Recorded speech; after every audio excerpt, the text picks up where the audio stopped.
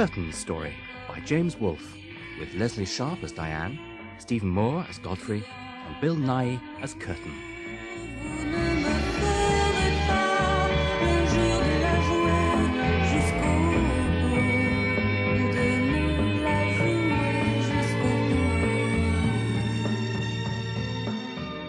Part 1. Nigel used to sit there.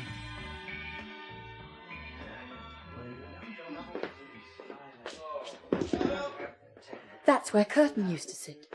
Pardon? Nigel, he always used to sit there. Oh, perhaps... No, don't move. It can be where you sit now. And you don't have to look like that. He's not dead.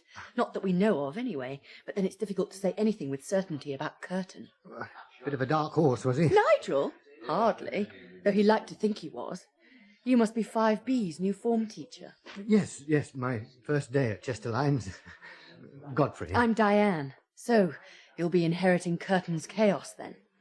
Will I? Of course, they were 1B then. It was during one of their lessons that it all started, when we first realised that Kerton had something wrong with him. Really? When I say something wrong, what I mean, of course, was that he was mad. Mad? Not that he appeared it. He seemed perfectly friendly. In fact, he was jolly helpful to me when I started. Made sure that I got my own locker in the staff room, that sort of thing. Of course, at the time, I accepted his help. I didn't know that he wasn't married. It does make a difference, you know. Naturally. But having thought about my early days in teaching, I don't think he had anything but my best interests at heart. You mentioned a lesson with 1B? Yes, you see, I'd more or less decided that Kerton wasn't a romantic person. I don't just mean a Mr. Rochester or a Mr. Darcy. I actually wondered which he preferred, men or women. In short, I thought he was happy living on his own, which was perfectly fine by me.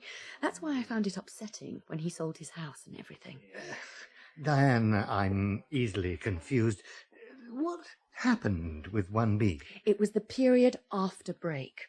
He was giving a lesson on King Lear. He always insisted on teaching Shakespeare to the first years. More knave than fool, Goneril says. But what should we think of the fool? One of the most enduring of Shakespeare's... Shakespeare's... And he just happened to glance out of the window as he spoke. The one enduring most of Shakespeare's breasts.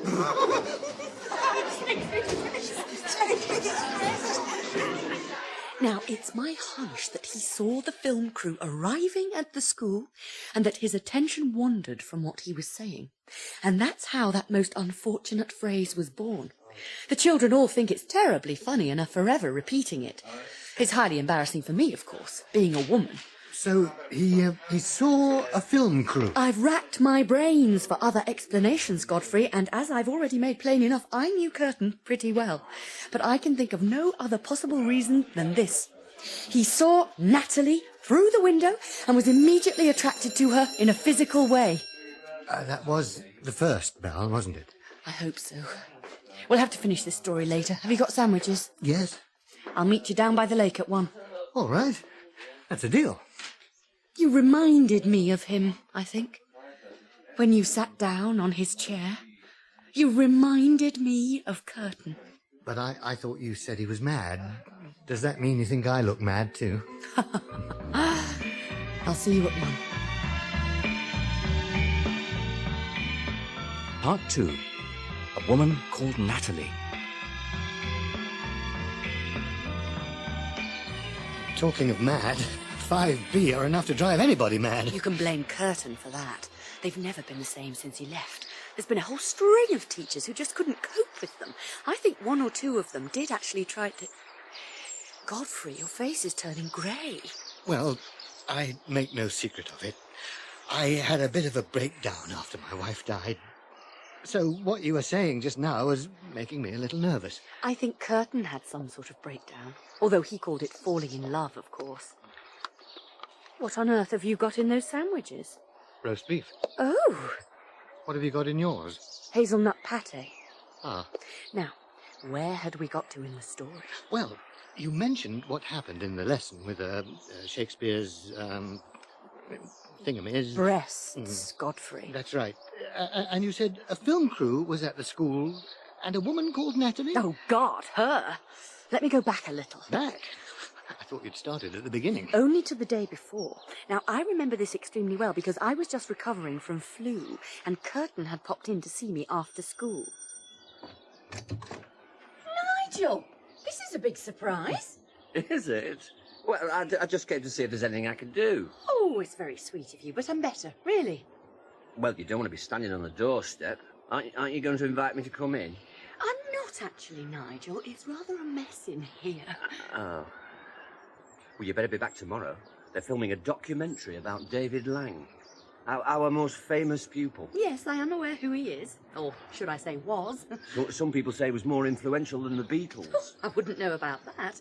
Anyway, I'll see you tomorrow. Huh? A little solidarity at the staff meeting, eh? Solidarity? I remember that particularly well because a few weeks later he was in Poland. Well, you can't help thinking, did I put the idea into his mind? So, Kerton left the country? Let's not jump ahead. Now, to be honest, Godfrey, I'm not a historic sort of person. I knew David Lang was the pop star who'd been to Chesterlines, but I didn't realise he'd got all caught up in the peace hippie movement and events of 1968. Or was it 1969? Yes, I believe he wrote some significant protest songs. You mean people protest when they have to listen to them? But that's why that French reporter, Natalie, was interested in the 20th anniversary of Lang's death. They were making a series celebrating all sorts of revolutionary things and people. I don't think I know this reporter. Oh, she's a foreign affairs correspondent, and people like her because she's got a French accent. She's based in Europe, and to be quite honest, I can't think of a better place for her. Anyway, she got all the teachers together in the main hall. Was this after the Shakespeare lesson? Yes, after Kerton had seen her through the window. I'm interested to talk to someone who can tell me what sort of pupil David Lang was. What I'm really interested in, did anyone see the potential in him for being a great figure? It's very interesting for me to have a psychological retrospective, to be able to see the seed of a great social revolutionary. The problem was that there weren't any teachers left from when Lang was at the school, so no one really knew. I'm interested most in stories about Lang at school. Any stories of what he might have got up to, or of his behaviour. Now, listen to this. There was silence in the hall. We were all at a loss as to what to say. They'd come all the way to make this documentary, but no one could tell them anything. And then Kerton stepped forward.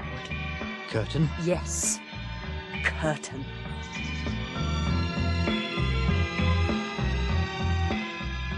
Part 3.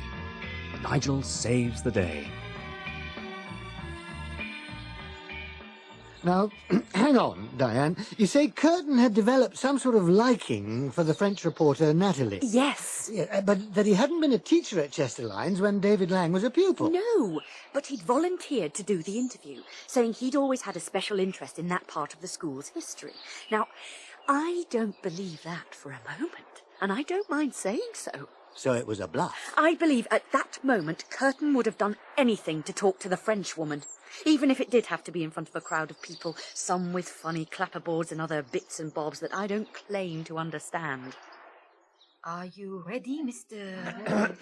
Kerton, Nigel. Could we have a bit of hush, please? And action! Well, the history teacher, a man called Jenkins, was handing back homework. Stop! Aeroplane! Merde. Keep running. Okay. Go again. Yes, the history teacher, a Mr. Jenkins, was handing back essays on the nature of left-wing politics, making comments as he returned each one, as we do sometimes. Yes? And when he came to Lang, who was usually top in history, he said, "Disappointing, David. Confused ideas, poorly explained." Whereupon Lang returned, "That's funny, sir, because instead of my essay, I accidentally handed in a section of Das Kapital. I'm surprised you didn't understand it." Yeah. That's wonderful. Wonderful. This is exactly what we need. Isn't it? I just thought, oh, well done, Nigel, saved the day. Naturally, I didn't realise how significant it all was. Even later, when he told me in the car park, it didn't cross my mind. Kerton doesn't have a great imagination, you see. I don't know the first bloody thing about Lang's school days, so I thought I'd tell some stories from mine. Nigel, you didn't. Who's going to know the difference? Our little secret, Nighy, eh? It was only when I read some of the letters that I realised how the confusion had taken place in his mind. Confusion? Natalie was obviously a big fan of David Lang's, and so reacted enthusiastically to the stories Kerton told, because she thought they were about Lang's school days. But as the stories were about Kerton's school days, Nigel thought that her enthusiasm was for the things he'd done. I see. This small misunderstanding seems to have had major repercussions for Kerton, and for Chester Lyne's school. Did you watch the programme? Yes, it was on a couple of months later. It's always rather fun to see a place you're familiar with on television. Of course. Incidentally, the interview with Kerton didn't make an appearance at all, let alone any of the stories about his school days. But when I spoke to him the next day, he wasn't disappointed. In fact, he was full of praise for the way the report had been presented. I see. He didn't, on the other hand, mention that he was on the point of making a major decision. Something that even now I find quite unbelievable. I'm sorry to stop you there, Diane. I'll have to be getting along. Do you? Yes, I've arranged a lunchtime session for the Corps. I ought to check the equipment first. Didn't you used to be in the army? For many years. Maybe we could meet here again tomorrow. Yes, I think that would be best. There's nothing to be gained from rushing a story like Kerton's.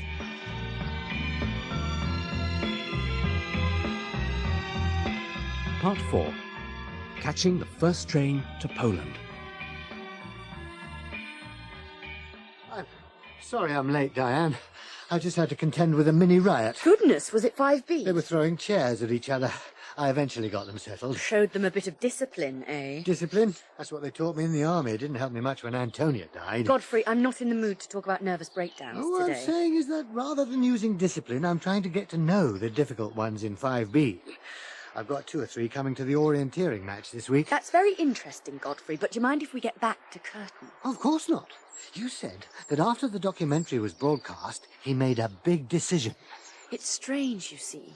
But at one time I was quite sure that Kerton had a little thing for me. I'm about 15 years younger than he is, which men often like. And he took me out to dinner once and began asking these frightfully intimate questions. Cheers. Cheers. So come on, Diane. When was your last relationship? Oh, Nigel. What was the man's name?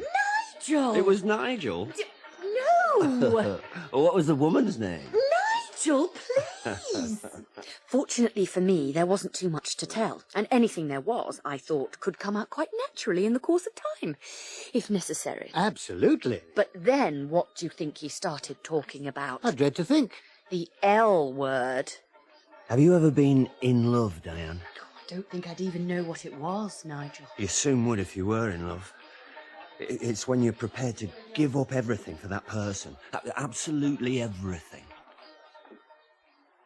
Nonsense, I know, but prophetic words they turned out to be, in the light of what happened. You mean Kerton's big decision? You call it a decision. I'd call it a rush of blood myself. There'd been a major event in Poland. As I remember, it had something to do with Lech Walesa, the one detained for a while at Her Majesty's pleasure in Russia. And Kerton must have seen Natalie giving a report and decided he could no longer live without her. But he didn't even know her. Precisely. But he sold his house, packed his bags, and caught the first train out to Poland. Just upped and left? My goodness. And as for him handing in his notice at Chester Lyne's, I'm afraid there was no question of that. It was more a case of us noticing he was no longer around, and with Kerton's heavy teaching commitment, that didn't take very long. A respectable, middle-aged man. What a thing to do. I knew that Kerton had an elderly mother living in a home, and, without relishing the task, I took it upon myself to inform her of events which had taken place. Much to my relief, she did seem to know, and gave me a rather muddled account of a letter she'd received from Kerton. He's gone for love, you see. He's got enough money to last for 15 years. Is that what he says? He was always headstrong, that one. Love. I'll give him love when he comes back. As the letter was lying on the bedside table, I took the opportunity of reading it when the old lady dropped off to sleep. He's got rather nice handwriting, though he often forgets to cross his T's. What did he say in the letter? A lot of hogwash, Godfrey. That it was only when he got on the train and started talking to a student that he realised what he'd done. I've freed my spirit, you see. I'm sorry. My spirit, I've freed it. Listen, mate, I've got resits this summer. She doesn't even know I'm coming. It sounds unbelievable. Ethno-methodology is ever going at the best of times. You know what I'm saying? It's an intoxicating feeling. I just want to make... I just want to make a declaration of my love. And I just want to read this. All right. All in all, he seemed very preoccupied with what he called his ultimate romantic gesture.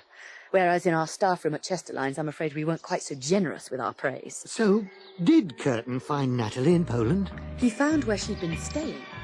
But then something else happened. Something quite unexpected. Part 5. The Runaway English Teacher. He was standing outside a normal hotel on a grey and rainy Warsaw evening. But I remember this. Kerton said that the thoughts in his brain were jumping like tadpoles in a shallow pond. Or was it toads? Anyway, he straightened his coat collar and headed for the entrance of the hotel. It does suit! Eh? It does nothing! What? Hey! It does nothing! What the hell? Come on! Get off! Get off!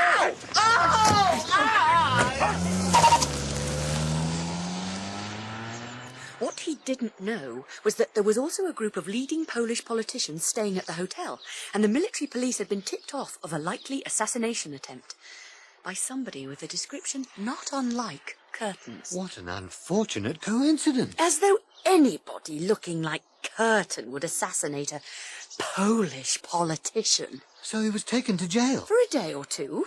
One of the hazards, I suppose, of being a runaway English teacher in Europe. Presumably they released him when they realised their mistake. Of course. But by that time, Natalie had left Poland. Oh, dear, oh, dear. In the next letter from Kerton, I had taken to visiting his mother on a fairly regular basis, he seemed to have become all charged up by the atmosphere surrounding him. He talked about literally keeping abreast of the news, and how, more determined than ever to find Natalie, he tuned into the World Service and heard her speaking from a law court in Paris, the trial of a Nazi war criminal. Then it says, these are exciting limes. Exciting times, I think, Mrs. Kerton. Not so exciting if you're in an old-aged people's home waiting for the end. Or a school teacher marking the extra homework. But why give them extra? It's not their fault. No. What I meant was... I wonder where he is now. In Brazil, I expect. Where the nuts come from. I'll bet he went straight to France. As it happens, you're right, Godfrey. He was worried that some French barrister might begin making overtures to Natalie, though I'd like to grant the French legal profession as having slightly better taste than that. Anyway, he bought a car and set off. But he got caught in some blockade. It was a protest by French farmers. Or were they butchers? Hey, what's going on? What the hell's going on here? Hey! They jammed all the main roads. He was stuck in a traffic jam for 3 days. So he went into a roadside cafe. A café au lait, s'il vous plaît. Il parle français comme une vache espagnole. Do you take sugar, sir? But then he saw a familiar face on the television screen.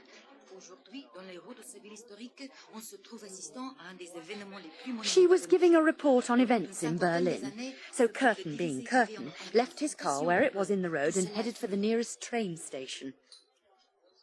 I must say, he does sound rather impulsive, but what an exciting life. To be honest with you, Godfrey, I found the way Kerton was conducting his affairs rather pathetic, especially when watching the object of his desire deliver her reports in that awful accent.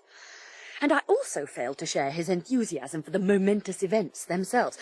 I actually became quite tired of seeing large crowds of Eastern Europeans singing in the streets. I always thought that our own annual dose from Trafalgar Square was ample coverage of that sort of behaviour. So he was around in Berlin when they dismantled the wall. According to his letter, he knocked down about half of it himself. Goodness! He seemed positively heady with the combination of changes in his own life and those in the countries he visited. Did he say anything about Natalie? There was a P.S. He found the film crew. I wonder if you can help me. I'm looking for Natalie DeVille. Sorry, mate, you just missed her. Been called out to Beirut. Beirut? Oh, shit. You might catch her at the airport. All right.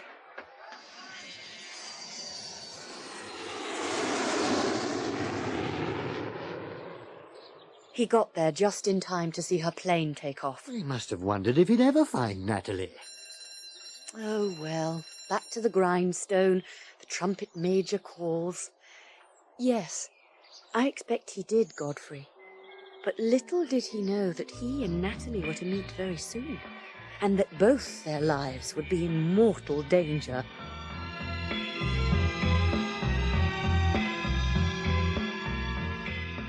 Part 6.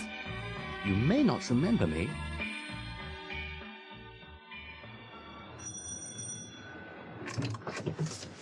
Godfrey! Hello, Diane. Are you feeling better? Oh, I'm not, as it happens. Oh, I was waiting for you on Friday. I felt a proper Charlie when I found out that you were ill. Any chance of a cup of coffee? It's very untidy in here, so if you don't mind... Well, I was hoping to hear the end of Kerton's story. They shouldn't be left hanging in the air. I've just heard some bad news about Kerton. Oh. You'd better come in. Bourbons, my favourite. You see, when I was telling you Kerton's story, I didn't know how it finished. And now that I do, I'm not sure I want to finish telling it. I see. How's 5B? Well, the three lads had a good time at the orienteering on Thursday, and they've been a lot less disruptive since. Maybe you really can sort out the mess that Kerton left behind. I am dying to know what happened when he met Natalie. It was in the very last letter to his mother that I read. The man's mental health must have gone from bad to worse.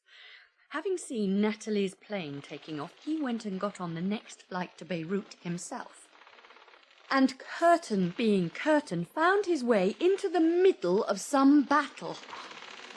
A couple of blocks away, he saw the news crew. They must have just finished their report. It was a little exposed, but Kerton thought he'd try and cross over to them. I see. Qui est là? Il est siphonné. Oh, hi. I seem to have found... Are you crazy? Get down! Who are you? Well, you may not remember me. We met at Chesterline School. Your head behind this building. Ah. Nom de Dieu! The documentary on David Lang. Oh, that. I've come to tell you that I love you. Listen, Mr. Nigel, please, call me Nigel. My cameraman has just had his hand blown off. You're trying to talk to me of love? He may have lost his hand, but you stole my heart. Hold on a second, Mr. Nigel. I'm married. Huh? My husband, you may have heard of him. He skis in the Austrian team. Married? You're married?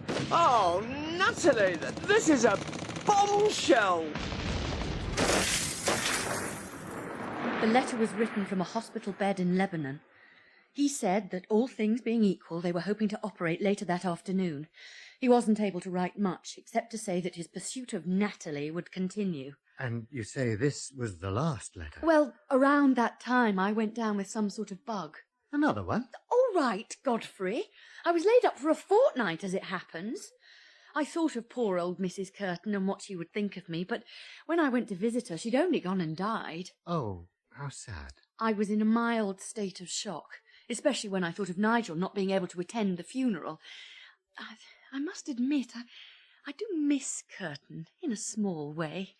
Life at Chesterlines is just that little bit less exciting without him. Well, it's certainly quite a story. So, what was the bad news you had, Diane? I was sent this. It's a photograph. I know what it is, Godfrey. Is that Kerton? Part 7. He's not how I imagined. Diane, is that Kerton? Yes, that's him. With the wiry black hair and silver-rimmed glasses? Yes! Well, he's not how I imagined. And the woman with her arm round him. Natalie. She was convalescing in the same hospital. Ah. They're married and living in Antwerp. Kerton also sent a note. He said Natalie was telling some friends how they first met. This was long before the explosion and that awful hospital. We were making a documentary at this school. Nigel was a teacher there. Oh, don't remind me. The documentary was about David Lang. David Lang? Who is this? And I was filmed for the documentary. Oh, but this is the really amusing part. He said he was telling stories about David Lang. But all the stories were about you, weren't they, darling? How did you know? We received a letter from another one of the teachers. A lady. You never told me that. Thank you, Diane. Diane, really? And that's how I met my impossibly sexy beast of a husband. They must have fallen in love in the hospital. What an end to the story. When you said bad news, I thought Kerton must have had an accident or that the operation, but to think that he finally won her over. Diane, is there something wrong? Nothing's wrong, Godfrey. I'm just getting a bit fed up with you going on about Kerton, that's all. Yes, Kerton and Natalie are married. Is that so amazing? I believe you're jealous. I don't have a problem with it, Godfrey. Natalie is the kind of woman that empty-headed men are attracted to. Maybe I'm not the kind of woman men are attracted to. I beg your pardon. It's true, Godfrey. There's no point in pretending otherwise. Well, that's nonsense. Of course men like you. They might like me, but they don't like me like that. I do. Oh, come on, Godfrey. Just because I haven't chased you round Europe. But the fact is, I'm too old for you. Of course you're not too old. I'm 52. And to be honest, I'm not always very good with this friendship business with women. Okay, then. We'll forget all about friendship. Come on. Diane? We're going upstairs. Diane, what are you saying? That stupid story's put me in the mood. Follow me, Godfrey. Well, we've got plenty of time, Diane. There's no need to rush. It's funny, you see, because I had an idea that Kerton's story might bring us together. It's a very beautiful story, after all. And I thought that his ultimate romantic gesture could have the power to set in motion a whole new story of its own. And then I thought, perhaps there will be a new romance every time Kerton's story is told. Godfrey! Don't you think that's a wonderful idea? Well, you and I collapsed in love, and it looks like we might have made it. Yes, it looks like we've made it to the end. Kerton's story was written by James Woolf. Diane was played by Lesley Sharp, Godfrey by Stephen Moore, Kerton by Bill Nighy, and Natalie by Tessa Wojciech. Other parts were played by David Timpson, Zulema Dean, and Andrew Branch. The play was directed by Cherry Cookson.